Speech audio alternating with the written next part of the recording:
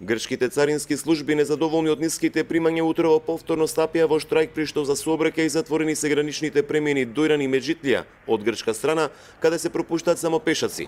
На преминот пак Богородица и Евзонија, освен пешаци, повремено се пропуштаат и патнички возила на изменично во интервал на секој 30 на минути. На трите гранични премини од Македонија кон Грција, од утрово, во целост е во прекин тешкиот товарен сообраќај. Ваква ќе биде ситуацијата до 23 часот на Богородица и Дојран, додека штрајкот на грчките цариници кај Меджитлија ќе трае до 5 часот наутро.